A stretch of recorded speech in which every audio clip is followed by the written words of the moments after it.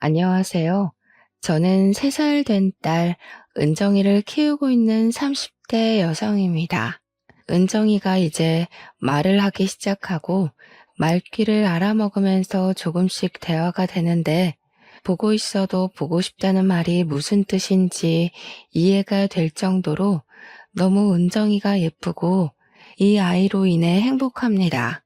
조금만 솔직히 말하자면 행복하지만 참 힘들어요. 저는 아이를 육아함과 동시에 인터넷 쇼핑몰을 열어 일하고 있는 사업자이거든요. 아이를 돌보랴 쇼핑몰 업무를 하랴 하루하루가 어떻게 지나가는지 모를 정도로 정신없이 바쁘답니다. 그래도 항상 제 편이 되어주는 제 남편과 저만 보면 그저 웃어주는 우리 예쁜 딸 은정이 덕에 힘들어도 이게 바로 행복이라는 것을 느끼곤 해요. 지금은 이렇게 제 일을 하며 나름 행복하게 살지만 사실 제가 이렇게 진짜 행복을 느끼며 산 지는 얼마 되지 않았습니다. 불과 얼마 전까지만 해도 어떤 사람 때문에 정말 너무 힘들고 괴로웠거든요. 그 사람은 바로 저의 대학교 동창 박고은인데요. 박고은이라는 대학교 동창과 특별한 인연이 되었지만 그 인연이 악연으로 변한 이야기를 지금 들려드릴까 해요. 말주변이나 글솜씨가 없어서 재밌게 써질지는 모르겠지만 저의 사연을 듣기 위해 투자한 여러분의 시간이 헛되지 않도록 최선을 다해보겠습니다. 저와 고은이는 대학교 다닐 때 동아리에서 만났습니다. 고은이는 경제학과, 저는 산업디자인학과로 과는 달랐지만 동아리 모임에서 만나 같이 밥도 먹고 술도 먹었던 사이였어요. 고은이와 저는 성격이 정반대였습니다. 저는 말을 할 때 많이 생각하고 조심스럽게 내뱉는 성격인데 고은이는 남의 기분은 하나도 생각하지 않고 하고 싶은 말은 바로바로 해야만 하는 성격이었어요. 그리고 저는 옷을 입을 때 평범하고 편한 것을 더 선호했던 반면 고은이는 항상 불편하더라도 남들의 눈에 예쁘게 보이는 옷만 입고 다녔습니다. 그래서 고은이는 인기도 많고 주변에 남자친구도 많이 있었어요. 제 기억으로는 대학교 생활 내내 애인이 없던 적이 없었던 것 같아요. 이렇게 저와 고은이는 말투부터 옷 입는 습관까지 달랐기에 동아리 활동을 했어도 엄청 친해지지는 못했습니다. 그렇게 학교를 졸업하고 고은이는 대기업에 취업했다고 들었고 저는 집 근처의 중소기업에 취업하며 그 뒤로 자연스럽게 연락이 끊겼어요. 저의 첫 회사 생활은 정말 힘들었습니다. 매일 실수해서 혼나기 일쑤였는데 그때마다 저를 위로해주고 격려해주신 과장님이 한 분 계셨어요. 그 과장님은 저보다 7살이 많고 이름은 박은호였는데 우리는 회사 업무와 관련된 이야기 외에도 사적인 이야기도 나누면서 급속도로 친해지게 되었습니다. 시간이 흘러 서로가 서로에게 이성적인 호감까지 생겼고 그 뒤로 6년 동안 사귀다가 결혼까지 결심하게 되었어요. 결혼을 준비하면서 보니 제 남편의 여동생이 바로 저의 대학교 동창 박고은이더라고요. 연애할 때 여동생이 있다는 것은 알고 있었지만 여동생에 관한 이야기를 전혀 하지 않았고 사진조차 본 적이 없어서 여동생이 제 동창 박고은이라고는 상상도 하지 못했습니다. 이 사실을 안 뒤로 저는 고은이와 종종 만나게 되었어요. 고은이는 서울에서 살며 대기업에 다니고 있었고 간간히 주식 투자를 하고 있었는데 수익이 꽤 높아 보였어요.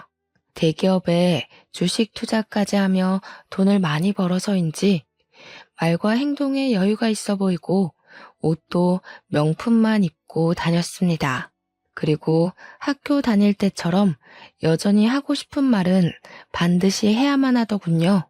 상견례 때도 저는 열심히 알아보고 제 기준에서 좋은 식당을 골라 예약했지만 남들은 인당 10만 원은 되는 식당에서 상견례를 한다는데 너무 싸구려라는 등의 이야기를 서슴지 않고 하였습니다.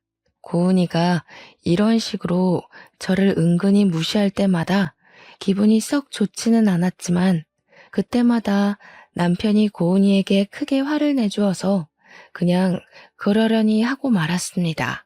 그러다가 저의 결혼식 날이 되었어요.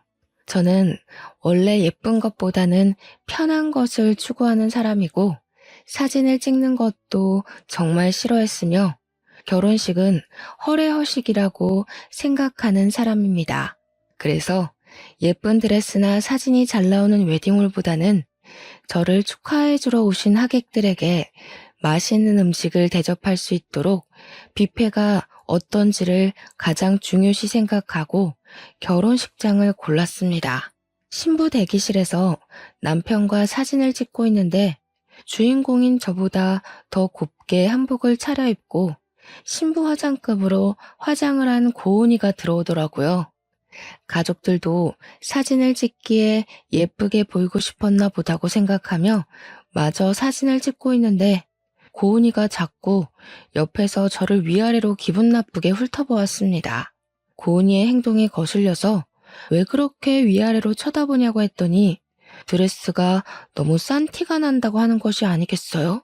그런 고은이의 말에 남편은 우리가 고른 거니 그딴 소리 하려면 그냥 나가라고 하며 화를 냈습니다.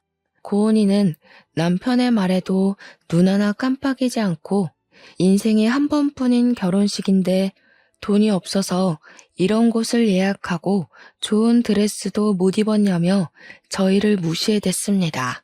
남편은 그런 고은이에게 크게 화를 내려고 했지만 그때 하객들이 오는 바람에 아무 말도 할 수가 없었어요.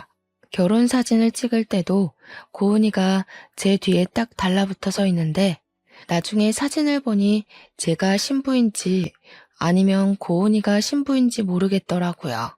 솔직히 결혼식 날 고은이의 말과 행동 하나하나가 신경에 거슬리고 짜증이 났지만 새 출발을 하는 좋은 날을 망치고 싶지는 않아서 그냥 꾹 참고 조용히 있었어요. 이렇게 어이없고 황당한 저의 결혼식이 마쳐지고 고은이는 이제 대학교 동창에서 아가씨가 되었답니다. 아가씨가 된 고은이는 제가 신혼여행을 마치고 오자마자 신우짓을 하기 시작했어요. 신혼여행 후 친정에 먼저 가서 인사를 드리고 다음날 시댁으로 갔습니다. 시댁에 갔더니 아가씨가 시부모님 옆에서 팔짱을 딱 꼬고 앉아 있었어요. 저는 그러든 말든 신경을 쓰지 않고 시부모님께 절을 하고 앉아 있는데 시부모님이 말씀하시기도 전에 아가씨가 왜 신혼여행 가서 자기한테 전화하지 않았느냐고 따져 물었습니다. 우리는 신혼여행지에 도착해서 시부모님께 먼저 전화드리고 여행 중간중간에도 전화를 드렸는데 무슨 소리냐고 했더니 시부모님한테만 전화하는 게 아니라 신우한테도 전화해야 하는 거 아니냐면서 저를 혼내듯이 이야기하더군요. 남편은 그런 아가씨에게 둘이 대학교 동창의 나이는 같아도 본인이 윗사람임을 강조하며 새언니라고 부르고 말 똑바로 하라고 했습니다. 남편의 말에 아가씨는 화가 나서 방으로 문을 쾅 닫고 들어가 버렸어요. 그렇게 들어간 아가씨는 다음날 저희가 신혼집으로 갈 때까지 방에서 나오지 않았습니다.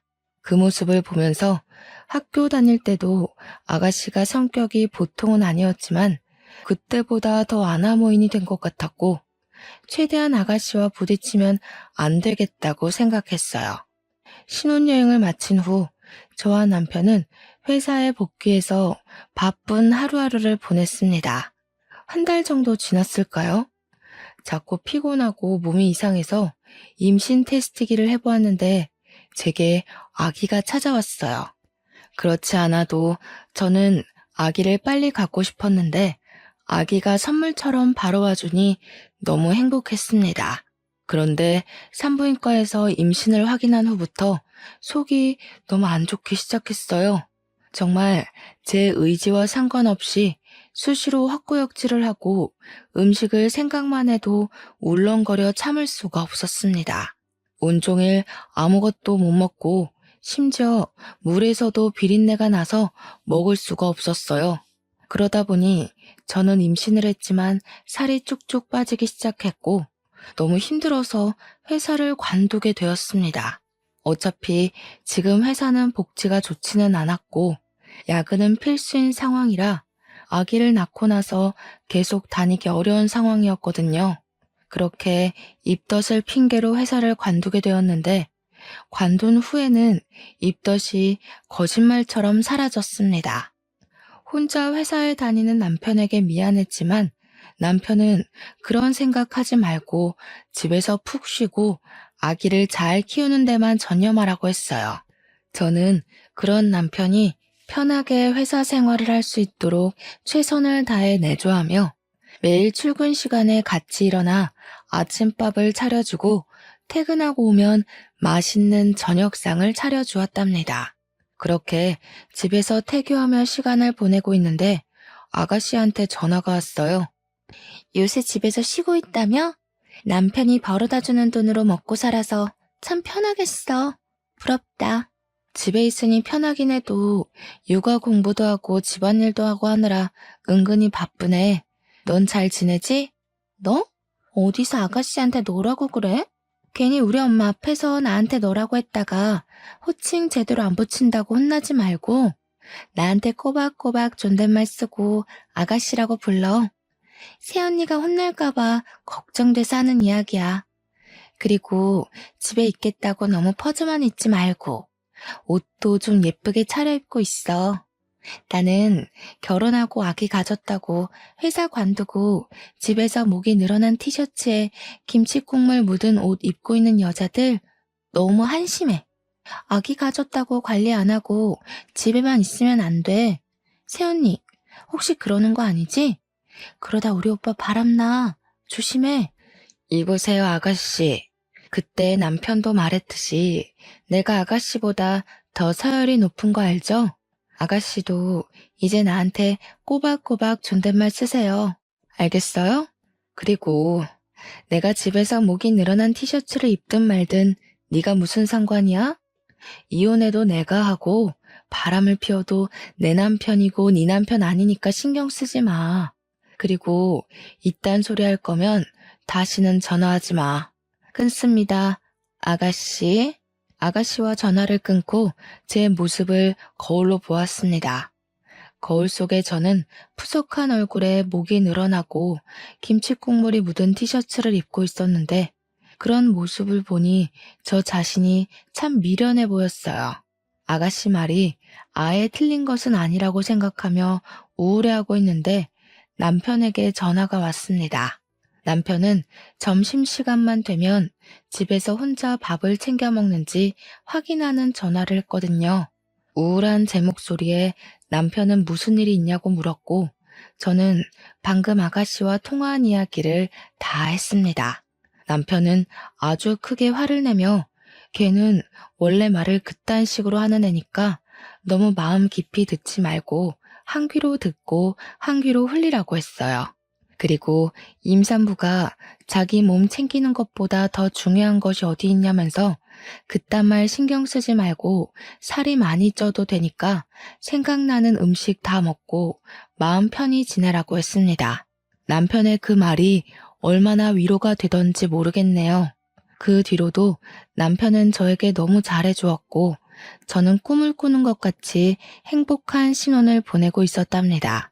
그렇게 행복에 겨운 나날들이 흘러 임신 7개월쯤 되었을 때 결혼 후 첫 명절을 맞이했습니다.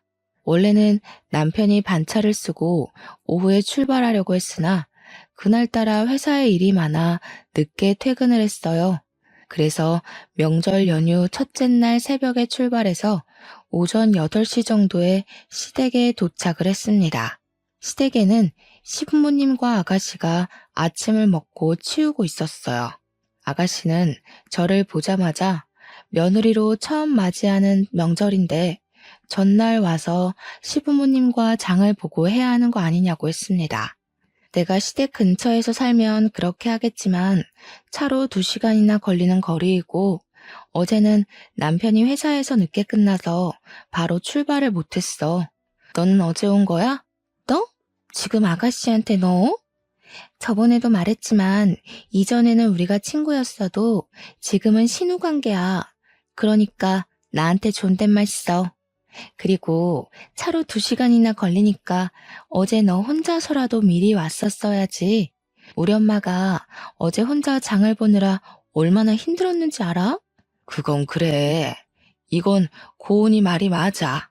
이제 둘이 서로 존댓말 꼬박꼬박 쓰고 이제 희정이 너는 우리 집 며느리가 되었으니 명절 전에 우리 집으로 와서 같이 장도 보고 하자꾸나.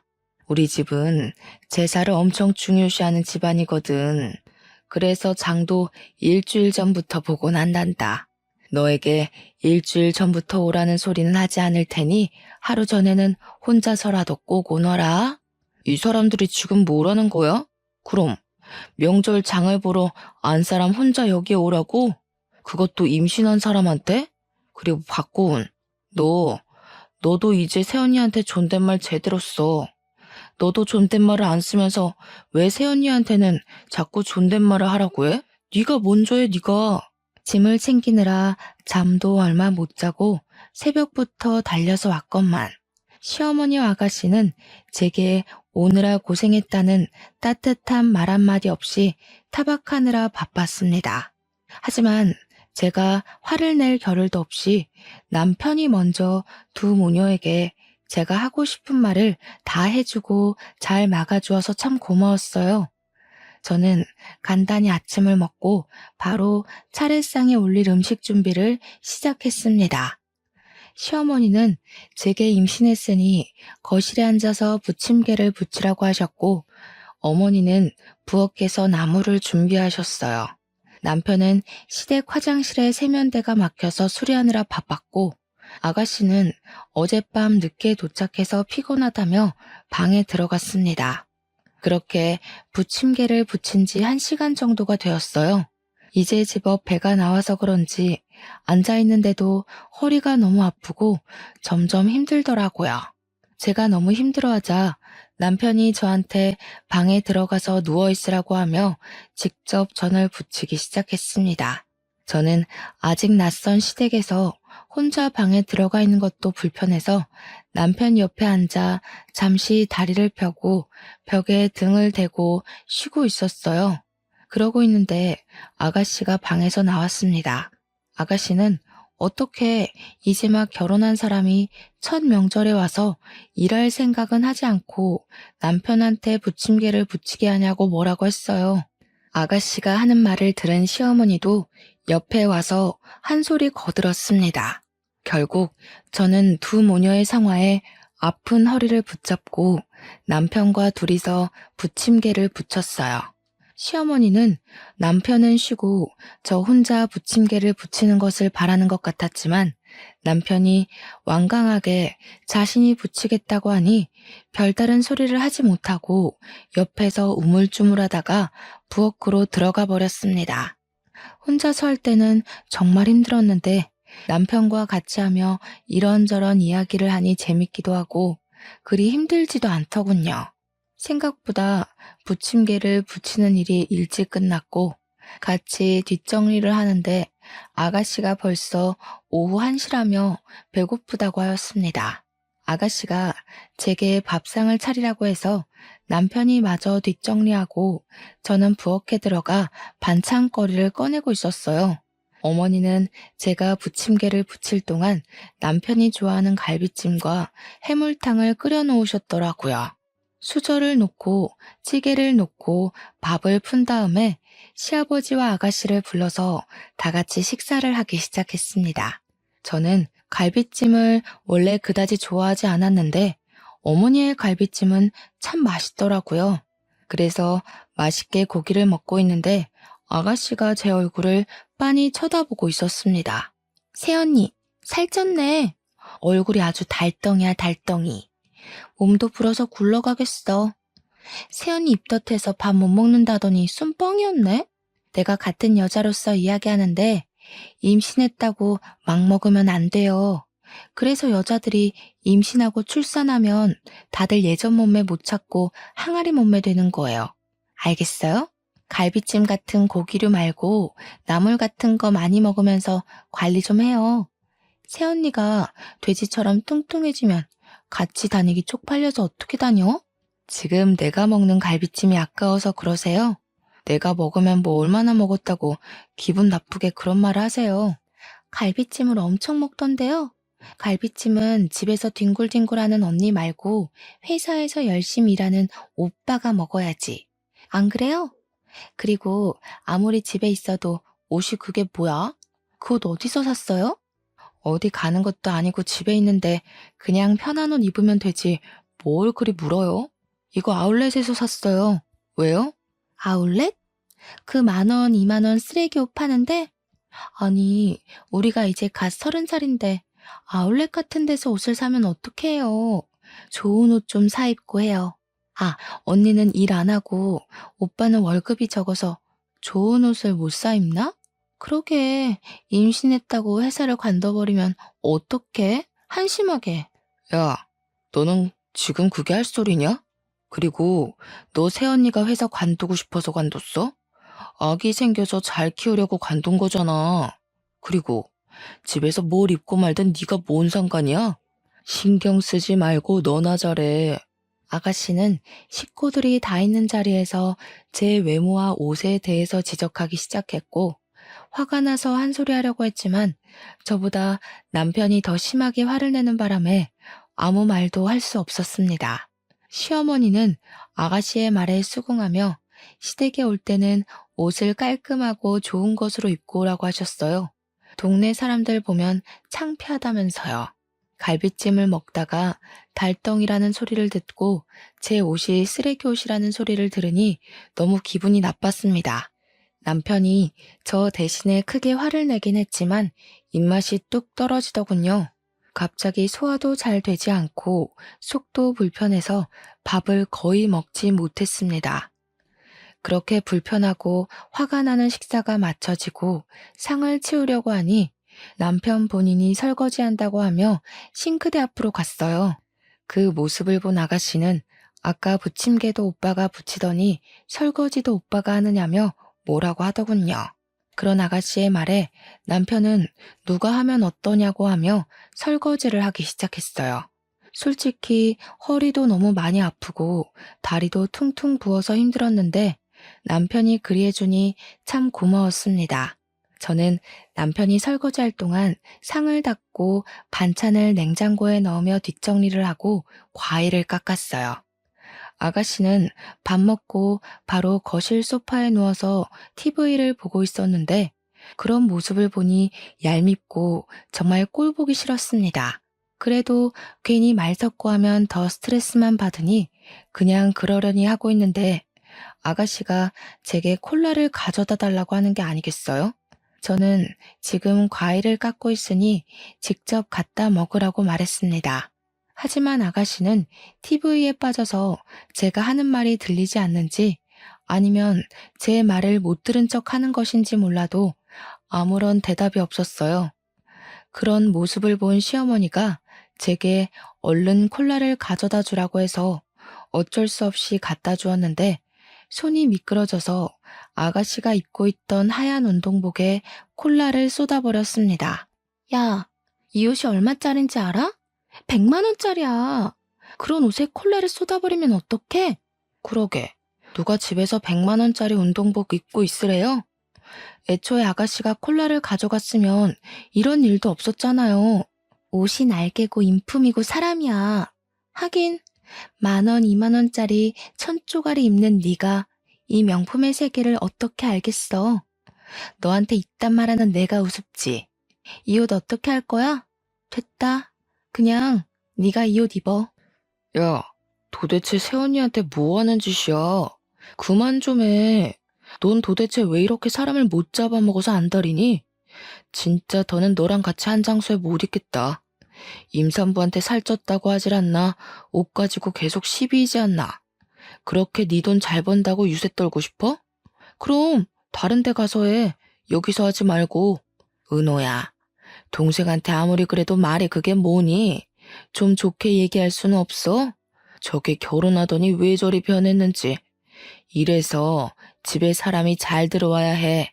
엄마도 좀 그만해. 고은이가 저렇게 막무가내로 자란 거 엄마 탓도 있어. 어릴 때부터 오냐오냐 하고 키우더니 성인이 된 지금도 낄 때 못 낄 때 구별 못하고 생각 없이 막말하잖아. 저러다가 언젠간 반드시 망한다고. 너 동생 망하라고 저주라도 퍼붓는 게냐? 아니, 명절날 와서 이게 도대체 무슨 난리냐? 세 사람이 들어와서 이번 명절은 좀 다를 줄 알았더니 똑같구나.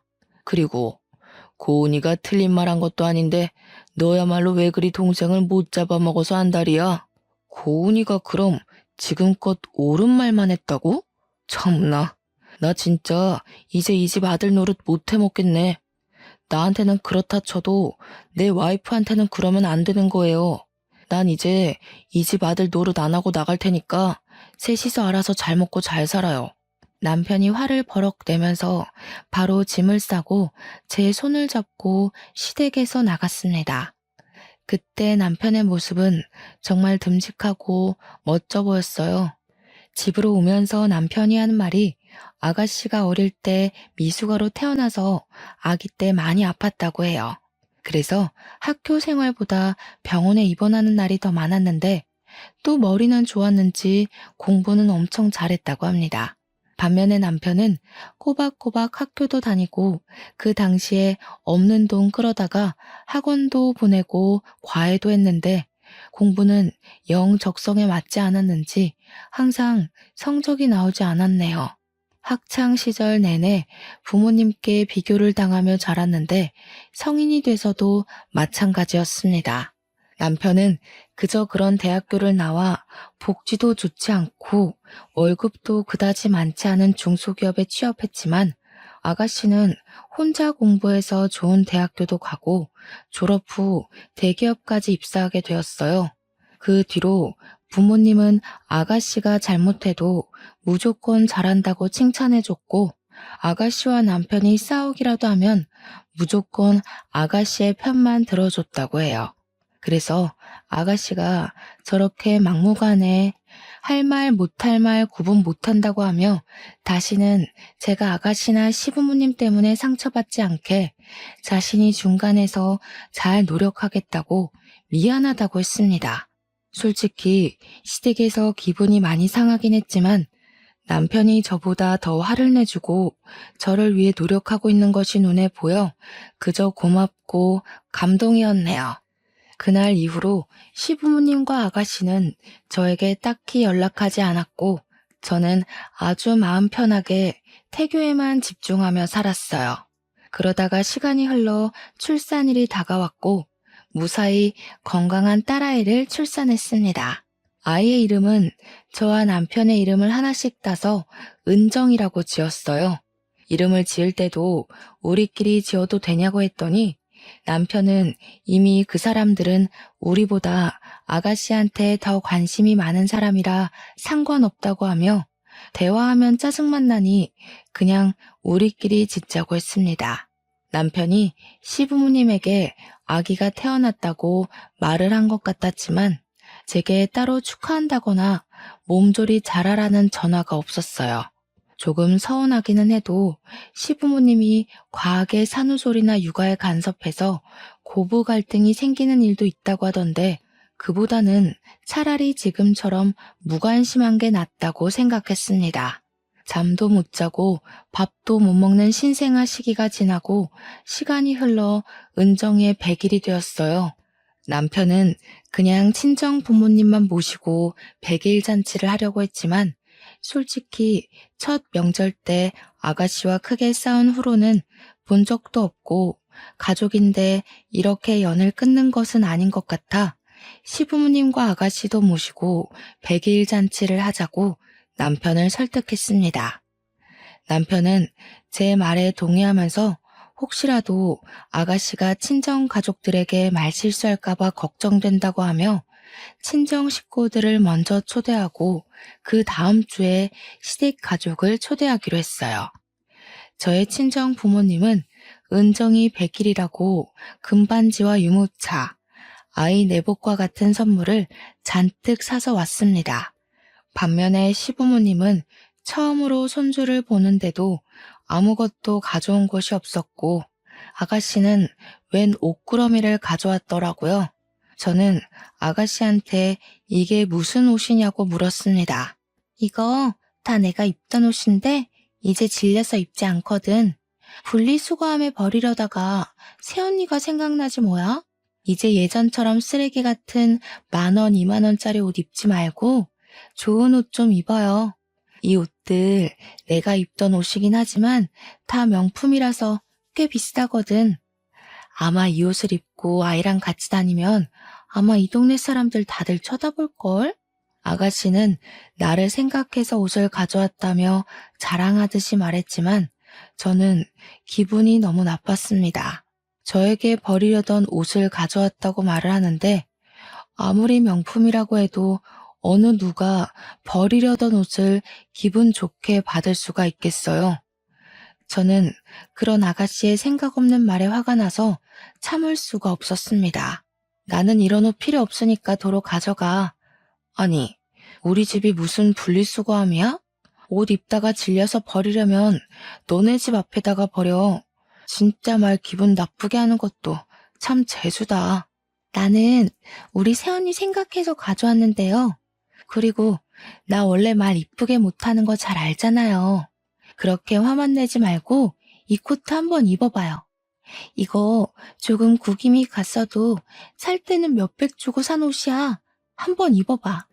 아가씨는 싫다는 제게 억지로 코트를 입혔습니다. 그런데 아직 출산 전에 몸무게로 돌아가지 못한 제게는 코트가 정말 작았고 결국 코트를 입다가 찢어져 버렸어요. 이 옷 엄청 크게 나왔는데도 새언니한테는 작나 봐요.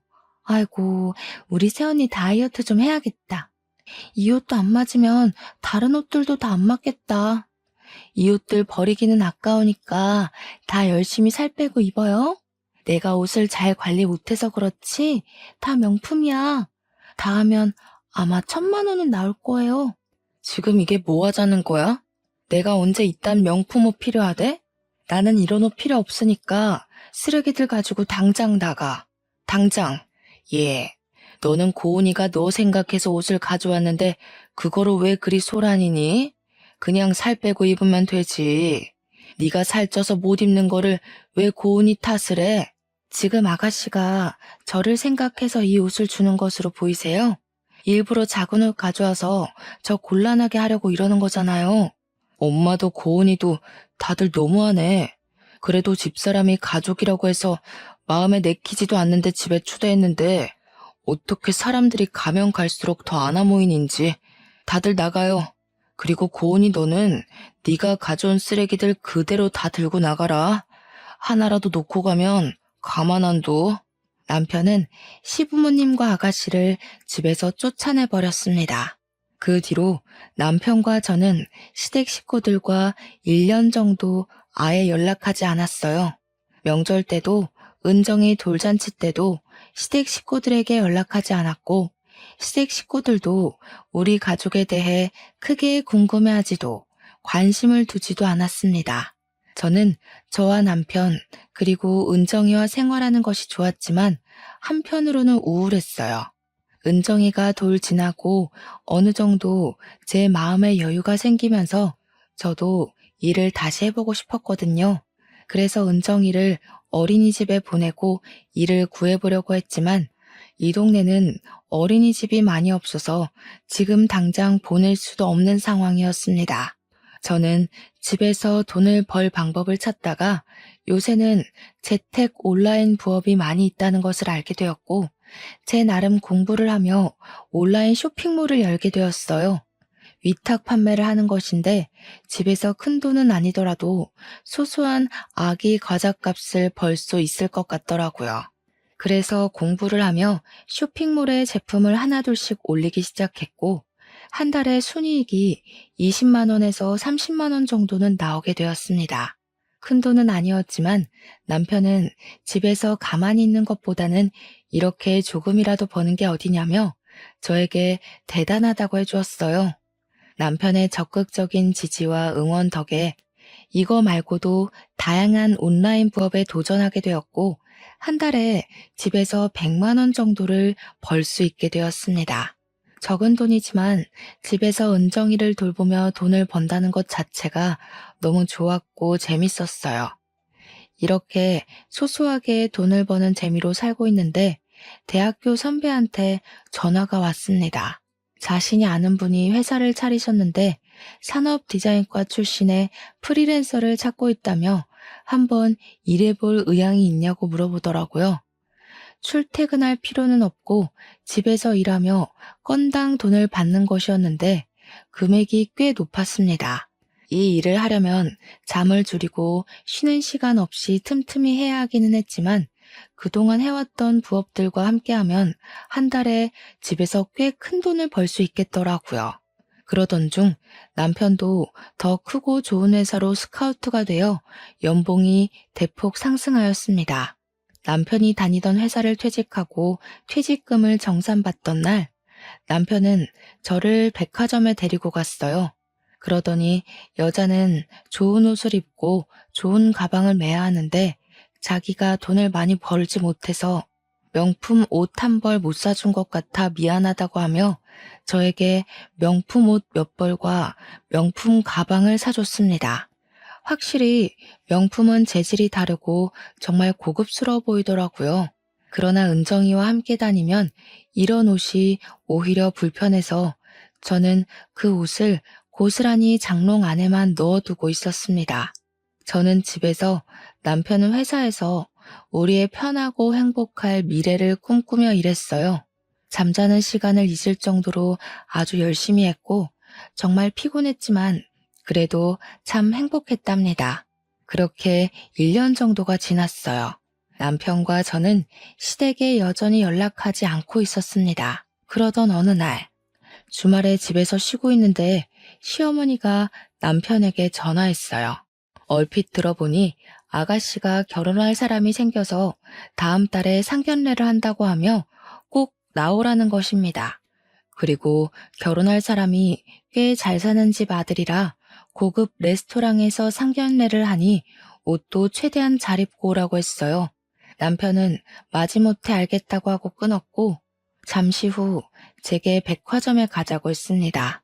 남편은 저를 데리고 명품관으로 가서 저에게 잘 어울리는 명품 옷 몇 벌과 가방, 신발까지 샀어요. 남편 역시 명품 정장을 몇 벌 샀고 은정이 옷도 명품으로 샀습니다. 이 명품 옷을 입고 상견례 때 아가씨가 더는 무시하지 못하게 하자고 했어요. 드디어 한 달 뒤 상견례 날이 되었습니다. 시부모님과 아가씨는 먼저 레스토랑에 자리를 잡고 있었고 아직 남자 쪽은 아무도 오지 않았어요. 거의 2년 만에 만난 시댁 식구들은 이전과는 다른 우리 가족의 옷에 다들 놀란 표정이었습니다. 그동안 살아온 이야기를 들어보니 아가씨는 얼마 전에 잘 다니던 대기업을 관두고 전업 주식 투자자가 되었더라고요. 원래 경제학과를 전공하기도 했고 주식 투자를 부업으로 꾸준히 하고 있던 터라 꽤 수익이 잘 나는 것 같았습니다.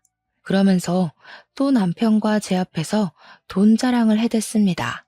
근데 새언니는 도대체 어떤 돈이 있어서 명품 옷과 가방을 다 샀어요? 그 구두도 꽤 비싼 브랜드의 것인데 설마 오늘 상견례 온다고 집 팔고 온 것은 아니죠? 새언니는 백수에 오빠는 그저 그런 중소기업 다니는데 이거 지금 다 사려면 몇 달치 월급일 텐데? 저희가 집을 팔고 오든 말든 신경 쓰지 마시고 아가씨 상견례나 잘하세요. 그깟 돈 좀 잘 번다고 유세는. 뭐라고요? 지금 말 다 했어요? 그동안 며느리 도리도 안 하고 살아도 가만히 있었는데 그런 우리한테 고맙다고 말은 못할 망정. 말하는 꼬락서니하고는. 인터넷이나 다른 기사들 좀 보세요. 새언니처럼 며느리 도리 안 하면 욕먹어요. 그래도 나나 우리 부모님은 아무 말도 안 했잖아요. 그러면 감사하다고 기어들어야 하는 거 아니에요? 참나 기가 막혀서. 앞으로 아가씨나 며느리 둘이 잘하세요. 아시겠어요? 저와 아가씨의 목소리가 더 커지려는 찰나 아가씨와 결혼할 사람과 그의 가족이 들어왔습니다. 상견례 자리의 분위기는 화기애애했어요. 잘 사는 집이라 그런지 오가는 예물이나 혼수, 예단의 금액대가 어마어마하더라고요. 결혼할 날짜는 앞으로 3개월 후로 정하고 상견례가 맞춰졌습니다. 그 뒤로 2달 정도가 지났어요. 늘 그래왔듯이 집에서 일하고 있는데 아가씨한테 전화가 왔습니다. 무슨 말을 하려나 싶어 전화를 받아보니 아가씨가 제게 제발 한 번만 만나달라고 했어요. 솔직히 만나기 싫었지만 목소리가 평소와는 달라서 무슨 일인지 궁금했어요. 어린 은정이를 데리고 나가려면 너무 힘들어서 그냥 우리 집으로 오라고 했습니다. 아가씨는 예전과는 다르게 명품이 아닌 쓰레기 옷이라고 부르던 아울렛 옷을 입고 집으로 왔어요. 얼굴도 푸석해졌고 얼굴도 울상인 것이 이전과 많이 달라 보였습니다. 저는 아가씨한테 결혼 준비로 바쁘고 행복할 예비 신부가 왜 이런 꼴로 나타났냐고 물었어요. 사실 파혼당했어요. 예비 남편 놔두고 다른 남자랑 바람을 피우다 걸렸거든요. 완전히 내 잘못이기에 웨딩홀 예약한 거며 집 계약한 거며 그 위약금 다 내 돈으로 물고 위자료까지 냈어요. 그런데 문제는 주식 투자를 잘못해서 그동안 모은 돈도 다 잃어버렸어요. 그래서 지금 돈 한 푼도 없는데 돈 좀 빌려주실 수 있을까요, 새언니? 저번에 보니까 명품 옷 입는 거 보니 돈 잘 벌던 것 같은데 부탁할게요. 돈? 설마 내가 지금 돈을 빌려줄 것으로 생각하고 여기에 이렇게 나타난 거야? 내가 돈이 어딨어요? 아가씨 말대로 나는 백수에 남편은 그저 그런 중소기업에 다니는데 그러게 주식한다고 회사를 관둬버리면 어떡해. 한심하게. 나는 먹고 죽으려고 해도 돈은 없어요. 아, 내가 입던 옷들은 있는데 그 옷 드릴까요? 잠시만요. 저는 불편해서 잘 입지 못하고 장롱에 고스란히 모셔두었던 명품 옷들을 다 가지고 나왔습니다. 아가씨는 생각지도 못한 명품 옷을 보며 이것이 다 어디서 난 것이냐고 하며 놀라더라고요. 순간 저는 이전에 아가씨가 제게 했던 말이 떠올랐습니다. 이거 내가 입던 옷인데 이제 질려서 안 입거든요. 분리수거함에 버리려고 했는데 마침 딱 아가씨가 나타났네. 우리 아직 30대인데 쓰레기 같은 10,000원, 20,000원짜리 아울렛 옷 입지 말고 좀 좋은 옷 입어요. 이 옷 다 하면 아마 1,000만 원은 아니더라도 그 비슷하게는 나올 거예요. 저는 은정이 100일 때 아가씨가 저한테 했던 말을 그대로 해줬습니다. 아가씨는 제 앞에서 손을 부들부들 떨며 화가 엄청난 것처럼 보였어요. 그 모습을 보니 꽉 막힌 속이 뻥 뚫린 것처럼 아주 통쾌하고 시원하더라고요. 네가 예전에 나한테 했던 말인데 기억나니? 그때 내가 얼마나 기분 나빴는지 알아? 너도 한번 똑같이 당해봐. 그리고 나는 너한테 빌려줄 돈 따위는 없으니까 다시는 이런 일로 나 찾아오지 마. 아니 그냥 내 눈앞에서 평생 나타나지 마. 너만 보면 짜증나니까. 당장 이 집에서 나가. 안 나가면 경찰 부를 거야. 아가씨는 분노에 가득 차서 아무 말도 하지 못하고 집을 나갔습니다. 그날 저녁 남편과 제가 집에 있는데 시어머니가 저한테 전화했어요. 전화하자마자 하나뿐인 신우가 그렇게 힘들다고 난리인데 어떻게 새언니가 돼서 도와주지도 않고 쫓아내냐고 했습니다. 그러면서 제가 이 집의 며느리가 되면서 하루도 조용한 날이 없다고 하며 제가 문제아라는 식으로 말했어요. 남편이 옆에서 그 소리를 듣고 저의 전화를 빼앗아서는 고은이 걔가 일 저질러 놓고 왜 우리한테 돈을 찾냐고 했습니다. 우리는 걔한테 돈을 빌려줄 이유 하나 없으니 다시는 연락하지 말고 지내자고 했어요. 그렇게 남편은 전화를 끊어버리고 제 핸드폰에서 시어머니와 아가씨의 번호를 차단했습니다. 그 뒤로 시댁 가족들은 저나 남편에게 연락이 없었고 우리 3명이 아주 행복하게 살고 있답니다. 나중에 우연히 들은 이야기인데 지금 아가씨는 살던 집을 팔고 시댁에 들어가서 살고 있대요.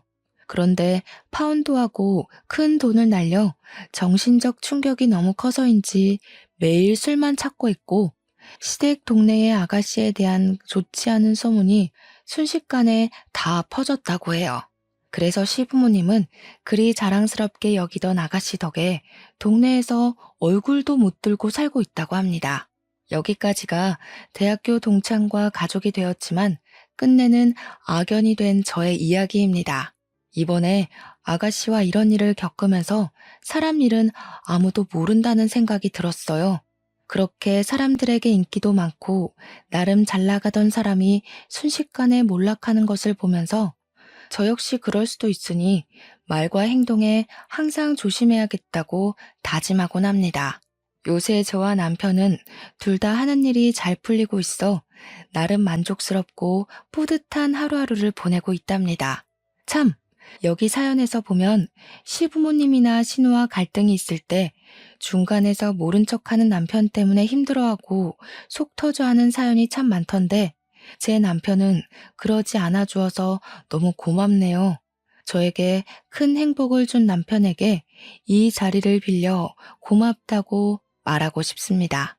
제가 시댁복은 없어도 남편 복과 자식 복, 일복은 있는 것 같아요. 세상에서 제일 예쁜 딸, 언제나 제 편이 되어주는 남편, 그리고 집에서 저의 적성에 잘 맞는 일까지 하게 되었잖아요. 앞으로도 하루하루 감사하며 열심히 살아가겠습니다. 글솜씨가 부족한 저의 사연을 끝까지 들어주신 여러분께 진심으로 감사드리며 모두가 행복한 일만 가득하기를 바랍니다.